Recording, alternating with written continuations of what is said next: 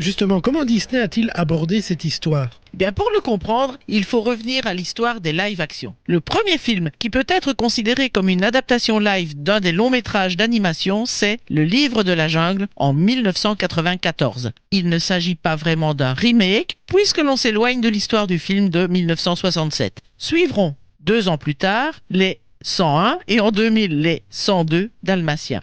Mais ce qui déclenchera véritablement l'histoire des remakes live-action, c'est le succès d'Alice au Pays des Merveilles de Tim Burton en 2010. Depuis, on compte la sortie d'au moins un film par an. Toutefois, ils peuvent s'inscrire dans des catégories d'adaptations différentes. Il y a les adaptations fidèles. C'est on prend les mêmes et on recommence comme pour Le Roi Lion ou Cendrillon. Et il y a ceux où on apporte des modifications mineures tout en gardant l'esprit du film initial, comme pour Aladdin ou La Belle et la Bête. Oui, mais dans le cas de Maléfique, on est quand même très loin de l'histoire du dessin animé. Ah, très loin, effectivement. En fait, il s'agit plutôt d'utiliser l'univers du long métrage d'animation pour écrire une nouvelle histoire.